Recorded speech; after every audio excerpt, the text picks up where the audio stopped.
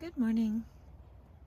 Chapter 3, How to Read Your Own Personality Type.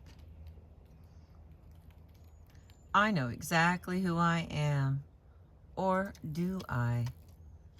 The problems of seeing ourselves clearly. Learning to recognize and accept your own personality type, the next step, can be rather more demanding than identifying another person's type. All of us have lived intimately with ourselves all our lives, so nobody could ever know us better than we know ourselves.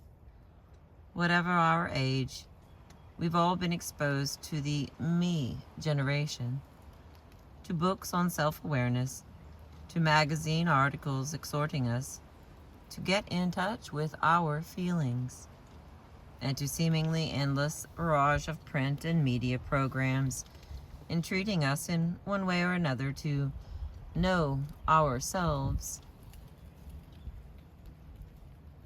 We've analyzed our own motives, studied our own behavior, and been pushed mercilessly to see ourselves as we really are, warts and all. So we know exactly what makes us tick. We know exactly who we really are. Or do we? If we really do know ourselves so well, why can't we identify our own personality type clearly in either of the look profiling charts that we have just looked at? We can identify the people close to us quickly enough, but when it comes to recognizing our own type, we find that we don't fit neatly into any one category. Rather, we see something of ourselves in all 4 of the types. Are you okay, Wiley? Wiley is eating and drinking, so we have our built-in audience is here. Okay, we can identify the people close to us quickly enough, but when it comes to recognizing our own type, we find that we don't fit neatly into any one category. Rather, we see something of ourselves in all 4 of the types. From the first look profiling chart on page 27, we may find ourselves to be warm and friendly, like the feeler type, very perceptive, like the driver type, moderated and controlled mentally, like the analyzer type, and lifted directly from the elitist type, someone special. From the second chart, we may think, when arguing with someone, we listen patiently, which is a feeler type. We pick up the point quickly, which is the driver type. We control our anger, which is the analyzer type. And again, lifted directly from the rarest of all types, the elitist, never do anything gross. We sound wonderful. We are, in fact, the nicest person we have ever met in our lives, with nothing but the best features of every type on earth. And that's the problem. In the next little category. But I did it because, ... how we all justify our own behavior. We don't see ourselves as having any major faults, because as Mark Twain commented, a man cannot be comfortable without his own approval. In order to make living with ourselves bearable, we have to be comfortable with who we are and approve of ourselves. And we do so almost without reservation. The few faults we do admit to having, we see in a very different light from the way other people view them. Where they may be hard and critical of us, we are never hard or critical of ourselves. On the contrary, we find it easy to justify our actions to ourselves, and have become masters at rationalizing, projecting, and minimizing our character flaws. After all, We have been practicing it since childhood.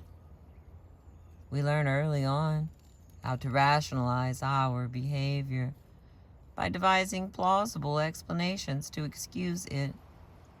A child being scolded for hurting his little sister may blurt out, "But I had to trip her up. If I hadn't been so quick thinking, she could have chased the ball into the street and gotten hit by a giant tractor trailer, and I wouldn't even have a little sister." He knows this explanation is not true. She was just annoying him, and he wanted her to stop, so he tripped her up. But knowing this is wrong, he has to justify his behavior somehow. And once he's concocted the right rationalization for wantonly assaulting his sister, it sounds so good he'll probably believe it himself and even become indignant when his parents don't. The child also discovers the benefits to himself of minimizing his behavior by making it appear as unimportant as possible. But she only bumped her head on the sidewalk anyway. It's not as if she got any broken bones or blood pouring out. His self-justification increases further if he can project the blame onto someone else. But really, it was her fault anyway. If she hadn't been teasing me, she wouldn't have gotten me so mad at her in the first place. He may even kick at the ball his sister was playing with, saying, "This dumb ball is too big for her to handle anyway." By the time we have reached adulthood, we all have this technique of self-justification down to a fine art. We can forgive ourselves almost anything. As adults, we have no difficulty forgiving ourselves in those relationships with our spouses or lovers, where we are most desperate not to appear at fault. We find we can rationalize away all our misdeeds. We say, "I am not apologizing. My actions were perfectly justified in the circumstances. Look at it this way, ... We can even minimize our offenses. "This is the first time since our wedding that I've been unfaithful. It's not as if I play around all the time like most people we know," while glibly projecting the blame elsewhere. "And it really is your fault anyway. You were flirting with everyone at the party. None of this would have happened if you had more self-control." Or even, "Those damn parties. There's always too much liquor." We have all been justifying ourselves with such skill for so long that by adulthood, we have actually begun to believe our own self-serving view of ourselves. We have convinced ourselves that our thoughts and feelings are so high-minded, right, and snow white blameless that anyone who doesn't see things the way we do must be either dim-witted, demented, or just purposely perverse. And the next category, personality is in the eye of the beholder. Why? We can't just guess our own type. Unfortunately for us, however, other people are not being dim-witted, demented, or perverse. Since they are not as privy to our particular thoughts and feelings as we are, they don't see us the way we see ourselves at all. They don't see our behavior in our terms of reference. They see it in their own. And they cannot be as forgiving of us as we are of ourselves. Each of the personality types sees his or her own characteristic way of thinking and acting in self-justifying terms, and has no trouble rationalizing, projecting, and minimizing those traits that others may consider irritating flaws of character. For instance, if we are feelers, we have no difficulty in seeing ourselves as being conciliatory, thoughtful, and kind. Other personality types, considering our behavior and attitudes in their terms, might see us as being merely indecisive, slow, and saccharine. If we are drivers, we readily justify our direct, outspoken behavior to ourselves because we see ourselves as being more perceptive, decisive, and forceful than other people. Others, however, viewing our behavior from their own perspective, see us as merely opinionated, controlling, and overbearing. If we are analyzers, we think of ourselves as being logical, orderly, and consistent, whereas other types may think of us less forgivingly as merely cold, heartless, and calculating.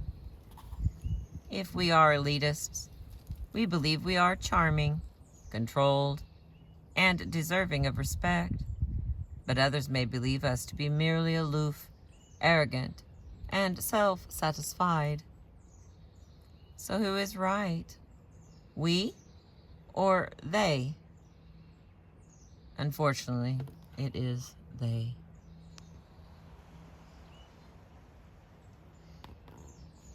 Personality is not in the eye of the beholder. It is in the eye. Personality is not in the eye of the holder. It is in the eye of the beholder. The ability to see ourselves through the eyes of that beholder is the only way we are ever going to be able to communicate with that less forgiving person we face whose understanding means so much to us. In the next category, I thought you liked the way I am, the way others really see us. While we are all aware of some of the unflattering opinions others hold of us, all of us fail to realize the full extent of others' attitudes from those few unpleasant signals we do pick up. For example, in The Mary Tyler Moore Show, when Mary Richards, a feeler, confronts Rhoda Morgenstern, a driver, over the disputed apartment, she is aware that Rhoda sees her as a pushover, but she is aware that Rhoda also sees her as being so soft that she can either walk all over Mary at will or be forced to feel guilty at her own easy abuse of dominance over Mary and take pity on her. Mary sees herself as being patient, thoughtful, and considerate. Rhoda sees her as being none of these things. She only sees someone who is all too easy to manipulate. Similarly, Rhoda thinks of herself as assertive, outgoing, and persuasive. Mary, on the other hand, sees her only as pushy and controlling, a bully. Although this sitcom scene is lighthearted, and the viewer sees the funny side of the personality clash, all amusement vanishes when the scene is transferred to real life with a similar personality clash between husband and wife over disputes such as who does what, how the vacations should be spent, how the kids are to be raised, and even how to express that basic, desperate need they have for each other. These clashes between very different personalities can only be kept lighthearted and within manageable bounds when each type understands how he or she appears to another type. When we can see ourselves the way others see us, we can identify our own personality type with as much ease as we identify the personality types of those closest to us. The next category. Is that what you really think of me? How to see ourselves through others' eyes. To see ourselves from this perspective, we have to step outside ourselves and see ourselves as others see us, warts and all. And even then, the warts they see may not be the same ones we think we have. We have to be unflinchingly honest and look at ourselves with clear-sighted objectivity. And while we may not like some of the things that we discover about ourselves and the way others see us, this is nevertheless the only way we are going to understand why people react to our personality the way they do. In order to see ourselves clearly as others see us, we must contrast what we think and feel about our behavior with the reactions to that behavior we get from other people. It is easiest to recognize the way we think and feel under stress, especially when we argue with someone who is close and important to us, as this is when the core of our personality is being drawn on and our uncontrolled, true mental and emotional patterns are on display. Although all of us, whatever our personality type, do go through some sort of denial, anger, and depression when we are in intense conflict with someone we love. Each type displays these emotions differently, as the person we are arguing with is also under stress. This is also the time when we will hear their uncontrolled, true reactions to the way we behave when we display or control these emotions. The following 4 self-identification charts illustrate both the inner workings of each of the personality types and the outer reflections of them as seen through others' eyes. They highlight how we see ourselves while characterizing how others see us. First, read the column which details how you believe you react when you think and feel you are under attack. If you agree that this is how you react in stress, then read the next column, which details how others see your behavior from their perspective. While they may be too polite actually to make some of these comments to your face, they will definitely be thinking them. Excuse me.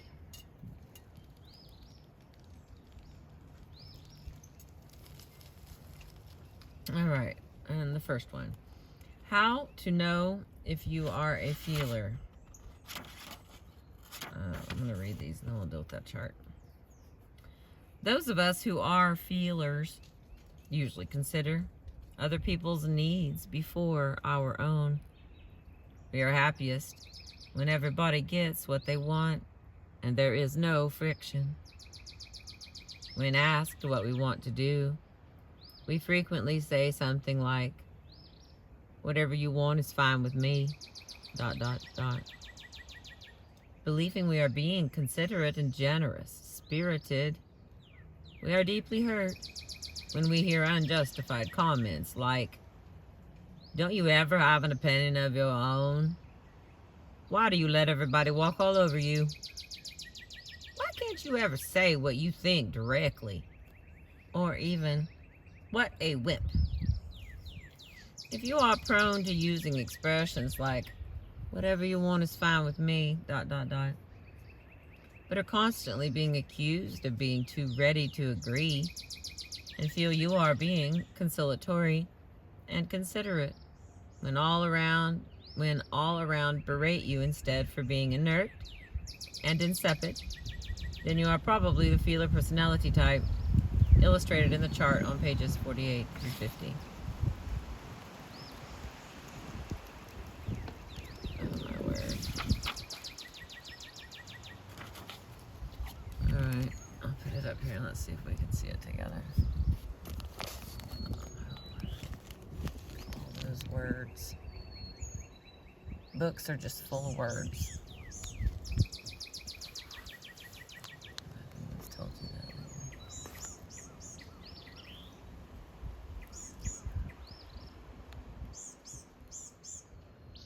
Looks like it continues. Continued on the following page. One more. Before I continue on. Yes, I'm going to read all this. Give me a second. Alright, let's start with the feeler. Okay, if a conflict is brewing and you are a feeler, you have a highly developed sensitivity to others' emotional unease. This is what you believe. You're always alert to signs of tension or strain between people. You can sense where a problem is, where fault lies, where a threat is coming from, where pain and hurt are involved. You believe you are particularly aware of the fairness, unfairness of any accusations that are being thrown out. When a conflict is brewing, you believe you try to soothe ruffled feathers, try to stop conflict before it escalates by being conciliatory. But here's what others think about what you're doing when you're doing those things. Stop being the little friend of all the world. You don't have to shoulder everyone else's problems. What are you so concerned about? It's not your problem. Relax. Don't worry so much. Stop worrying about what I think. Tell me what you think yourself. All right, and the next one is if you are a feeler, when a conflict begins, here's what you believe. You should not react immediately unless an attack is grossly unfair. You should hear and understand another's point of view before drawing a conclusion. You must listen to and watch others carefully, with patience and an open mind, and draw conclusions on how deeply he or she is affected by the conflict. Again, if you are a feeler and conflict begins, you believe. You consider it more important to know how others feels emotionally about the situation, rather than what he or she may think of the facts of the conflict.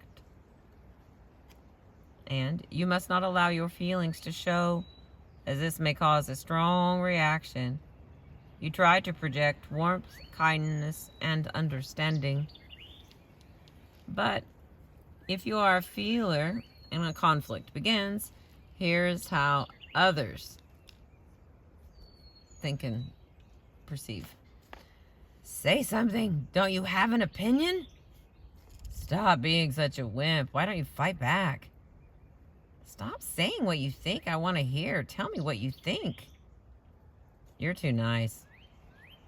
Don't you feel strongly about anything? Why aren't you reacting to what I'm saying? You are too easily dominated. What a pushover. Why do you believe everything anyone tells you? Do you have to be so gullible? Oh my God, there's more. All right. Stop reacting so emotionally. Okay, I skipped some over here. When the conflict begins, if you are a feeler, here's some more stuff that you believe. You should give the others the benefit of the doubt until you understand the problem. You should wait until you have all the information before deciding on your own stance, so you will listen to tedious, boring, complicated comments from the other without interjecting. You wait until you feel you do understand all relevant information, then decide on your own position and plan how to attack the problem so as to solve it with the least hurt. You are forced to counterattack immediately with a strong emotional response if the attack on you is grossly unfair. And again, others think, stop reacting so emotionally. All right, now the next category. If you are a feeler if conflict is in full swing, and here's what you believe. That other is the aggressor, and you have to defend yourself against attack. that having carefully decided on your position, you will only be swayed by very convincing factual or emotional evidence. You need to respond more to the degree of pain shown by the other than to any logical argument he or she may present. You are more interested in how the other feels about the conflict than in the facts of the conflict. You should never approach a problem head on, as you feel this may cause too dramatic a reaction. You think an oblique approach would be more productive. And then here's what others say or think about all those behaviors. I'm not attacking you personally. I am disagreeing with what you say. You're stubborn. Once you've decided how you feel, nothing shifts you. Will you stop asking me how I feel about it? That's not what's at issue here. How much more of this emotional, touchy-feely garbage do I have to put up with? Stop concentrating on minor irrelevancies. Get to the point. For heaven's sake, stop being nice when I'm chewing you out. I can never tell what you're thinking. Say something, will you? And then the next page has more of the same. When the conflict is in full swing, if you are a feeler, you will believe you should concede small points to try to win other people over, to show you understand their pain, to be fair, and to stop escalation. When the conflict is in full swing, if you are a feeler, you are being hemmed in and cornered, if being over-dominated, if not being given a fair chance to explain your position in your own way, and if not being given the same sympathetic, open-minded hearing you gave the others. That at this point, because of the unfairness of the situation, your emotional response is justified in overtaking any rational response you might have had. That because of the other's unfairness, all empathy has been destroyed, and you have difficulty comprehending others' remarks and interacting with others' comments in any way but an emotional way. And here's what others say or think about those things. Stop being so emotional. Stop being so irrational. Get a grip on yourself. As a feeler, as a result, you feel victimized. You shut down and close others out so as to not lose control, or lose control and become hysterical, or turn in on yourself with depression. And then you will hear from the others, you're not even listening to me anymore, are you? You've shut me out, haven't you?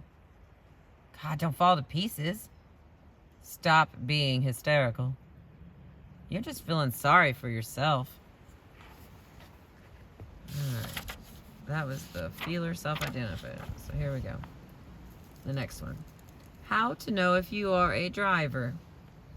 Those of us who are driver types, on the other hand, who always have an instinctive urge to express ourselves openly and let others know just what it is we think about things, routinely exasperate other people who think our behavior is immoderate or over the top compared to their own.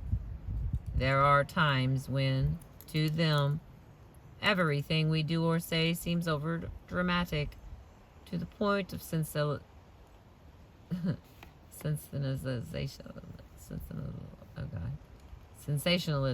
There we go.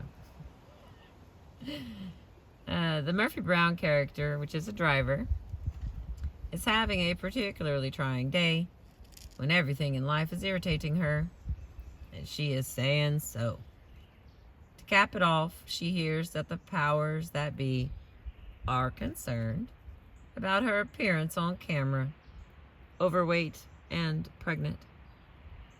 Unable to contain her indignation, Murphy rails at her producer Miles that she cannot believe that after 15 years with the network, she would be subjected to something as humiliating, as ridiculous, as degrading as an appearance clause.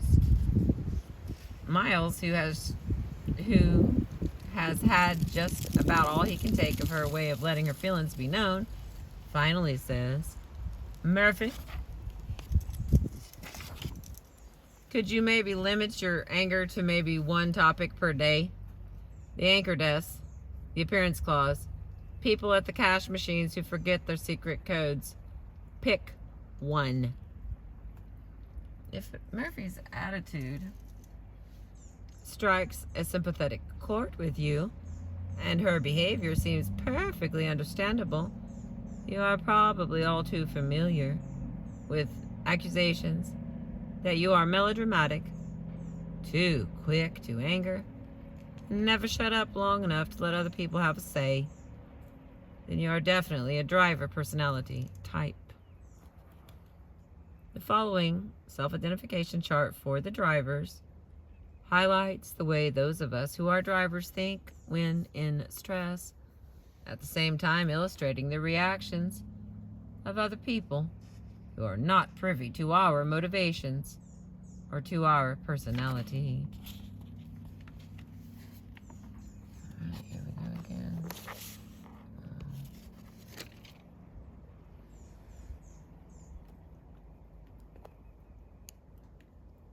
I'm going to read them all, so we're going to be fine.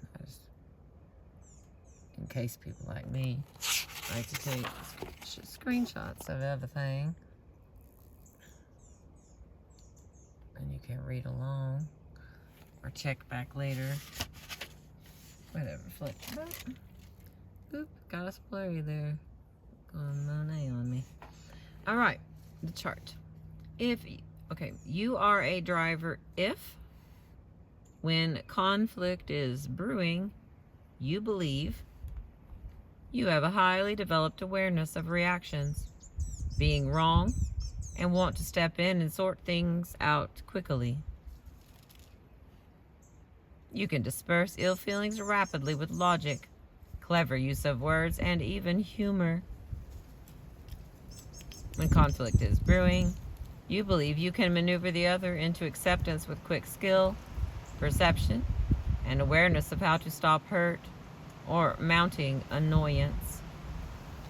But here's what others say or think of these behaviors. You never know when to leave well enough alone. This has nothing to do with you. Stop being so controlling.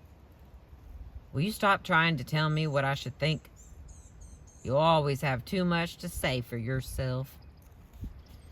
And the next category, if you are a driver, when conflict begins, you believe you can see the direction conflict is taking more clearly and quickly than the other. You are immediately aware of possible solutions. You know the direction argument should go and how to resolve it. You can explain positions clearly and succinctly, so both of you can work through this quickly and get it sorted out. When conflict begins, you believe that other has tendency to miss the point and wander off in the wrong direction. So you try to repeatedly bring him or her back on track. That the other never appears to be listening to you or hearing what you are saying. That you have to keep changing tack until you get the desired response. But here's what others say or think about when the conflict begins. What makes you think you have the only right answer to everything? Stop trying to manipulate me. Just because I don't agree with you, it doesn't mean I'm wrong. Stop rushing me. Give me time to think. I heard you the first time. You don't have to keep repeating things over and over. Will you stop interrupting? Let me finish. Just stick to the point and stop jumping all over the place.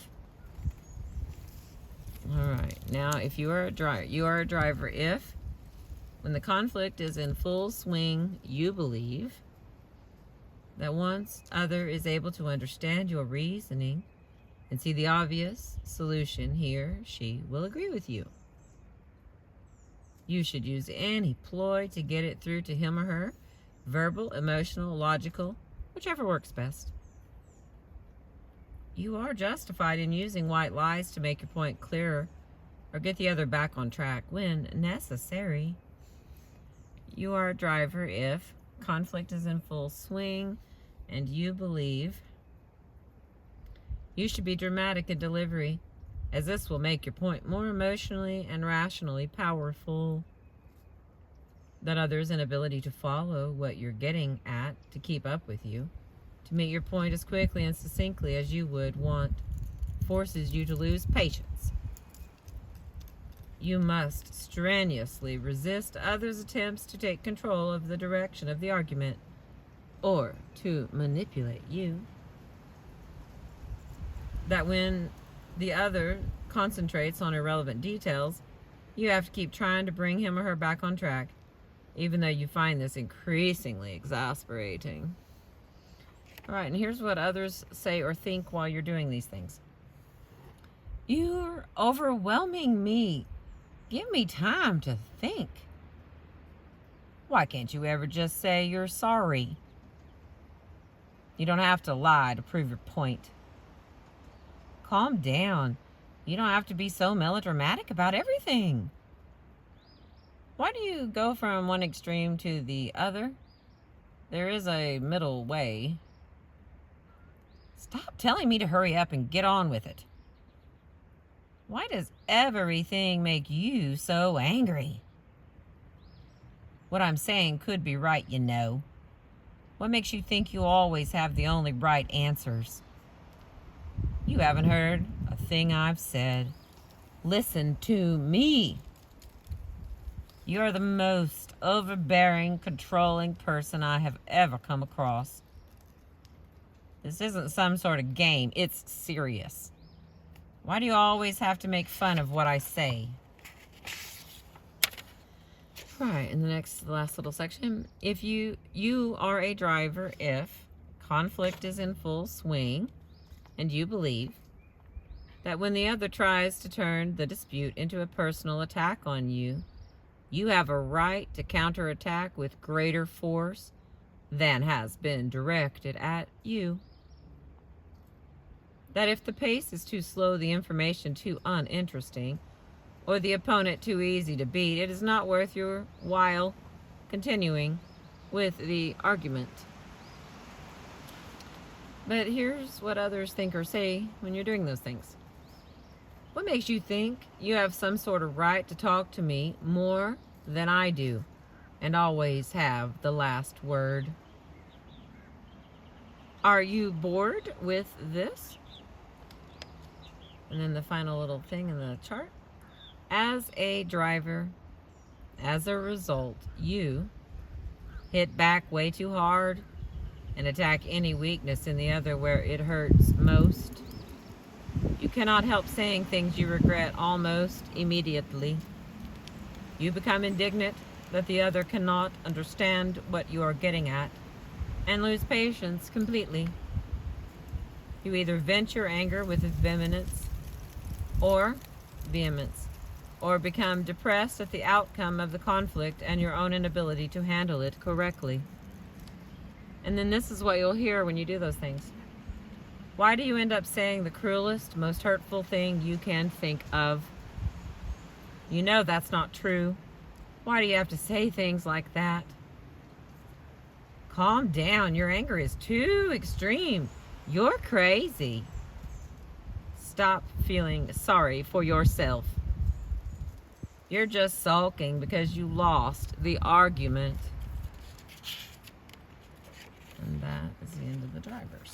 Now we continue with the third one. How to know if you are an analyzer.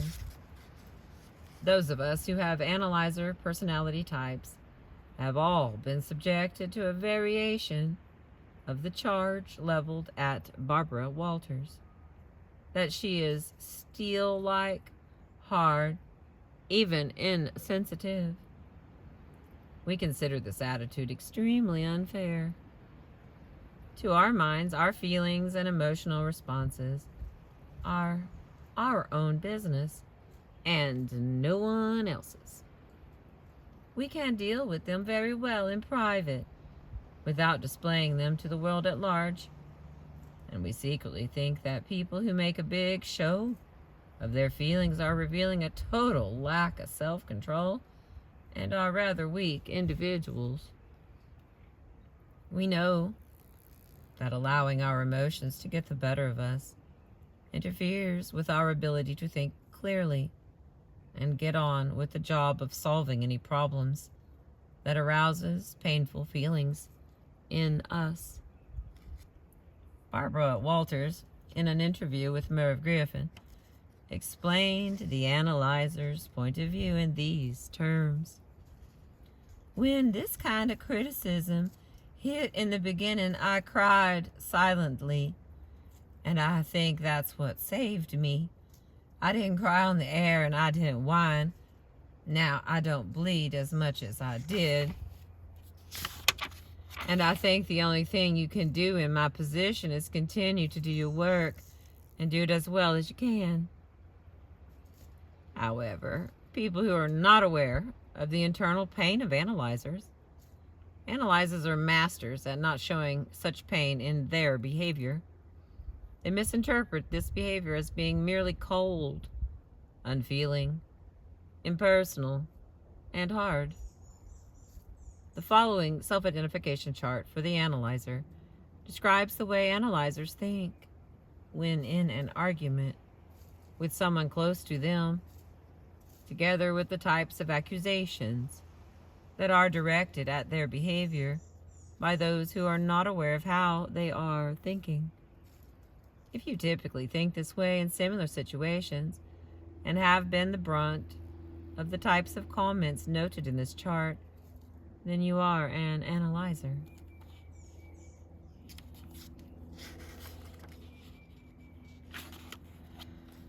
Okay, here we go again, my friends. There we go.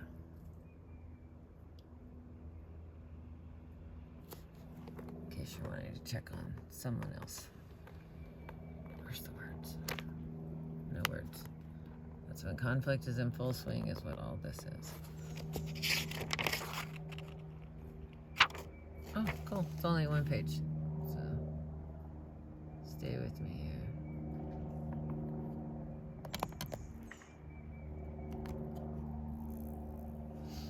And thank you. Thank you for being with me and letting me read this book and show you pages of books. How fun. All right, here is our self-identification chart if you are an analyzer. When conflict is brewing, here's what you may believe. You have a highly developed awareness when others' verbal reactions are not making sense. You believe you know immediately when and how the other is getting caught up in inconsequential, irrelevant issues. You believe you can see clearly how to get things back on track before emotional responses start to cloud the issue and things get out of hand. But others say or think, you don't have to take everything so seriously. Why does everything have to be so exact? You don't care that I'm so upset about this, do you? None of this affects you, does it? All right, if you are an analyzer, when the conflict begins, you believe the solution is not that difficult to grasp, and you need to explain it before the other blows everything out of proportion. If you are an analyzer and the conflict begins, you believe you see the issues clearly and can explain them logically and succinctly, so they'll make sense.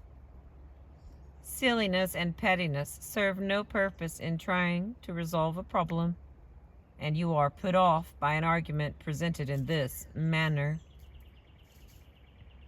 You believe you can tell when the other is getting caught up in fuzzy thinking, and you try to clarify the position for him or her. When the conflict begins, you believe that emotion should be kept under control, and you are baffled when the others allows emotions to overtake logic so quickly and so completely. You believe that when the other is unable to see the problem objectively, he or she tries to lay all the blame on you. But others say or think this when you're doing those things. Why does everyone have to be so exact and precise for you? Stop being so detached from everything. This concerns you too. Why are you so serious? Can't you see the funny side of anything? Stop trying to control what I'm saying and how I'm saying it. Don't be so cold. People do have feelings, you know. I'm not attacking you personally. All right. You are an analyzer if, when the conflict is in full swing, you believe it is important to make other understand the situation objectively as it really is.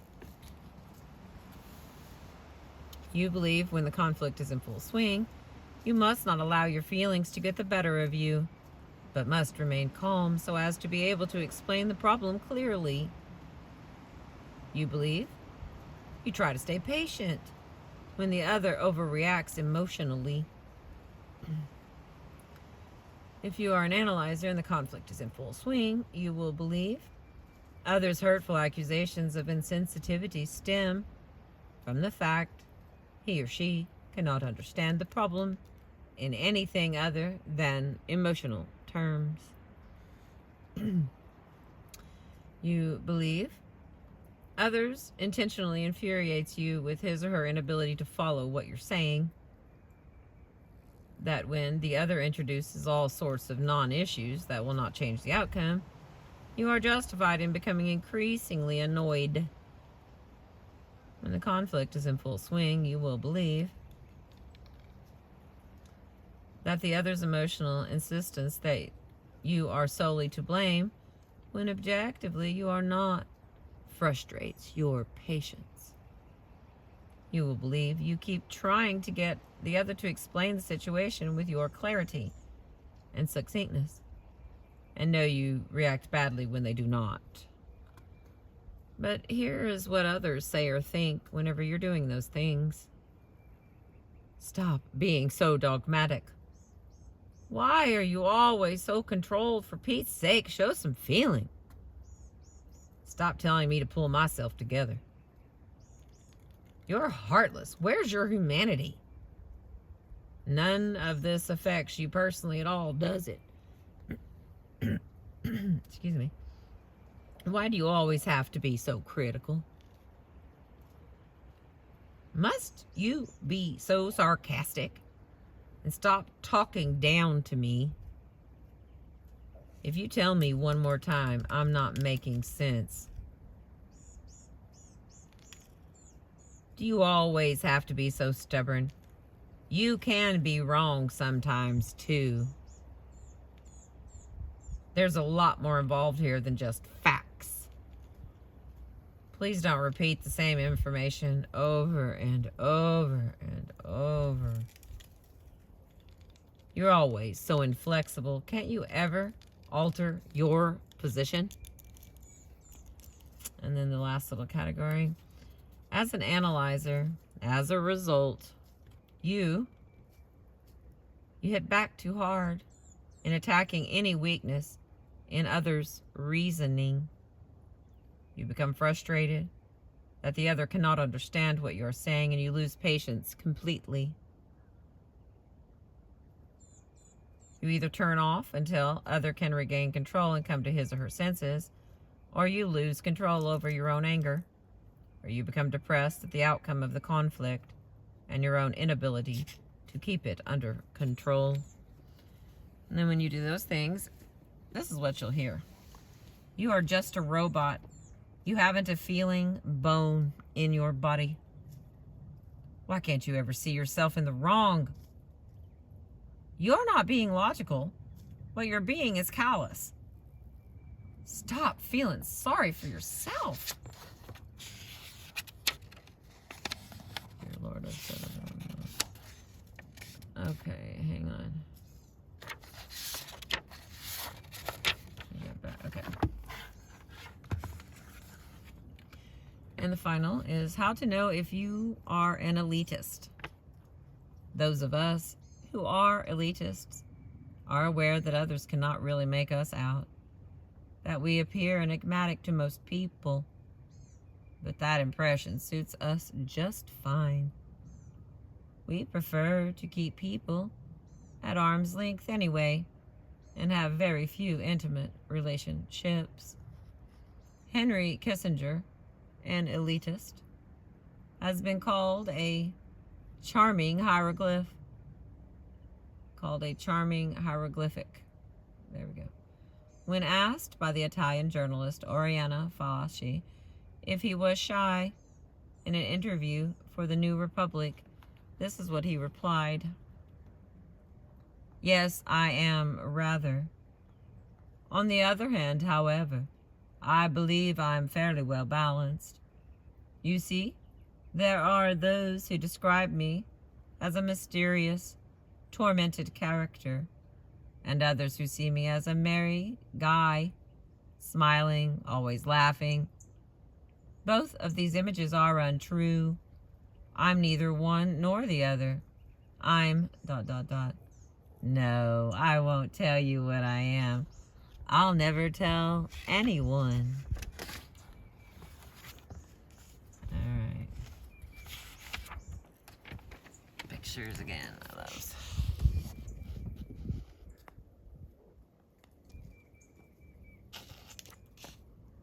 Okay. Get all the words on it. There we go.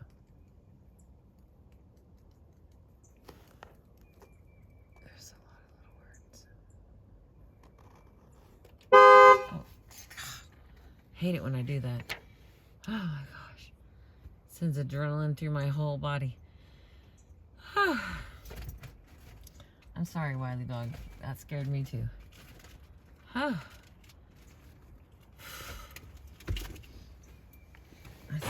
should keep my feet on the floor, and then I would stop doing that. All right. I sincerely apologize for that little heart attack that I gave all of us. But thanks for being with me.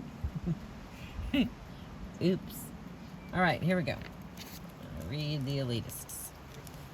You are an elitist if, when a conflict is brewing, you believe you have a highly developed sensitivity to the appropriateness of others' behavior. You know immediately where the problem lies and how it can be solved. If you believe you can easily manipulate others into your way of thinking it with intelligence, poise, and skilled persuasion. But here's what others say or think about those behaviors. Stop giving the impression you're better than everyone else. Why do you always think you have the exclusive monopoly on how things should be done? Stop being so condescending. All right, you are an elitist if a conflict begins and you believe that if the other is prepared to address the problem intelligently, a satisfactory solution will be reached. When a conflict begins and you believe you can figure out a realistic solution with the right balance of rational and emotional appeal. If you believe it is important that the problem be resolved now. Conflict begins and you believe that the other is unable to present his or her side of the problem in a coherent manner, and you keep trying to get him or her to clarify the matter. If you believe that when the other insists on seeing the problem solely from his or her perspective, you are justified in losing patience. When conflict begins and you believe that the other is trying to control you when he or she presents a pat solution, expecting you to agree with it, and you resent the attempted manipulation. All right, you are an elitist if the conflict begins and then you do those things, but here's what others are saying or thinking. I am sick of your superior attitude. Stop being so aloof and removed from this. This is your problem too. Why do you always have to act as if you're more intelligent than everyone else? As if you're the only one who can ever come up with some stunning insight. can you let yourself go and show some earthiness? We keep going over the same ground. I'm tired of rehashing the same old stuff. You're not hearing what I'm saying. You keep missing things I've said. Here's what others think or say about you. Stop saying you don't understand what I'm trying to say. You've always got to be the boss. Can't anyone ever tell you what to do? All right, and the last section is, you are an elitist if, when the conflict is in full swing, you believe that if the other will understand and accept your interpretation of the situation, you can both reach a deeper understanding. You believe the other is being purposely dense when he or she fails to grasp your line of thought. You believe you will be demeaned if you allow yourself to lose your composure, so you fight to keep control of yourself. You believe you should try to remain civil and considerate for as long as humanly possible, but at times you feel driven to anger by the other's stupidity. When the conflict is in full swing, you believe that when you can no longer control your anger, you will be forced to overreact. That when the other makes you lose your dignity by putting you in the position of having to attack with uncontrolled vehemence, you have a right to show your resentment. You believe the problem needs to be resolved here and now, or the future consequences will be even more painful. You believe the tension of a prolonged argument and the seeming impossibility of reaching a solution is deeply depressing. But here's what others say or think about those things when the conflict is in full swing and you do them. Why do you always make out I'm stupid when I don't agree with what you say? You're always so dominating. Why can't you ever accept anyone's suggestions or guidance? You're incapable of understanding what you've done and the trouble it's caused, aren't you? Stop posturing. It's so artificial.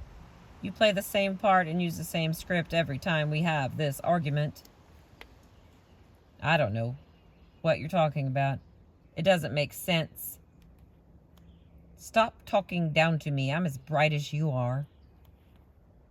You're either on the floor or the ceiling. Why can't you react normally? You're always talking about your future. I am tired of hearing it. You always get so down when we have problems. I can't keep picking you up all the time. Why can't I tell you what to do? You're telling me. All right, and the final little area. As an elitist, as a result, you close in on yourself and cut others out. You become depressed that other seems unable to understand your pain, or you boil over into anger when the other does not even try to relate to your depression. And this is what you hear after that. Doesn't anything deflate that massive ego of yours? There's no one in your life but you. You're always so depressed. I'm sick of trying to cheer you up and understand your problems all the time. All right. There is, however, I thought I finished that. That one person who is important to us, to whom we do want to explain who we are. The elitist desperately wants that person to understand just what he or she is, and finds it deeply saddening that the person will never really understand how he or she feels.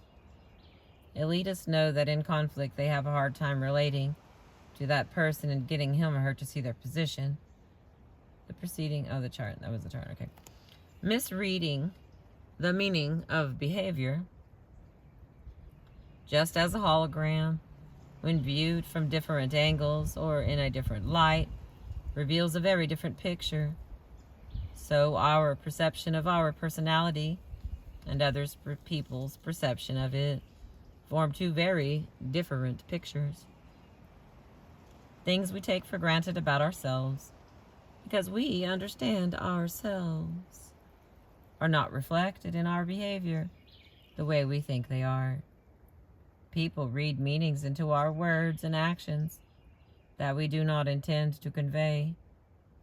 They misread us, and we, at the same time, are misreading them.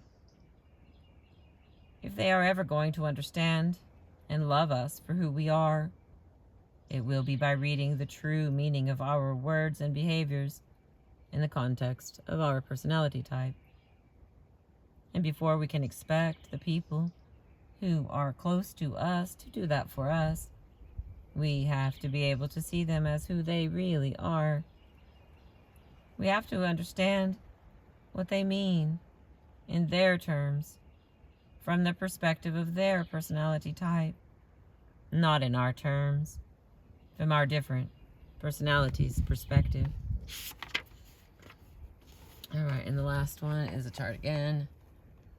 Let's get that up there so we can have a picture of that chart. Okay, and now I read it to you. Bodies of evidence.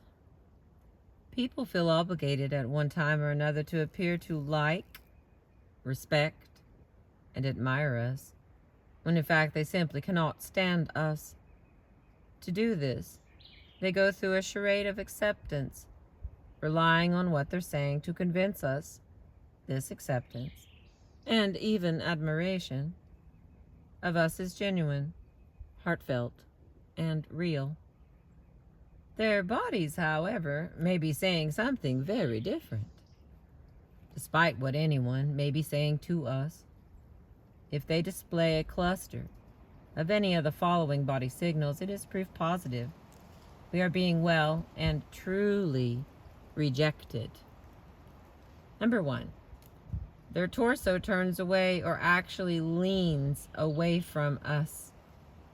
Number 2, in a sitting position, they stiffen and extend one leg and plant the foot of the other firmly flat on the floor while they are talking. Number 3, they tilt one of their shoulders higher than the other.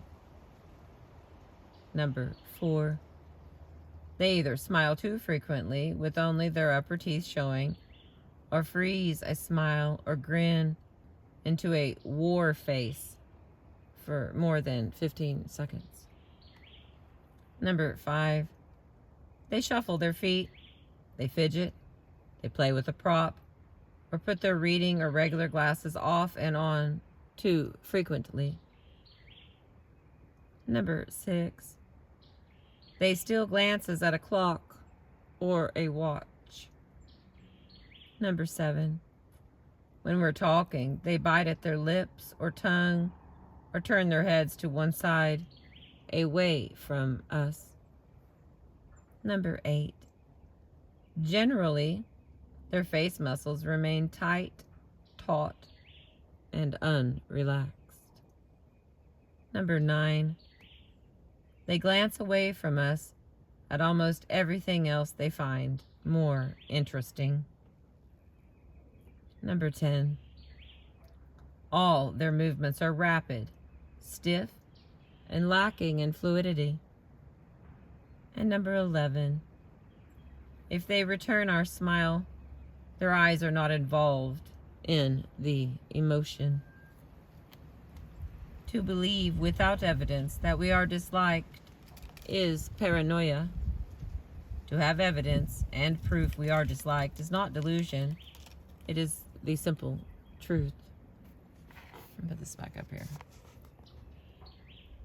so that we can see how to tell when people are rejecting us or flat don't like us.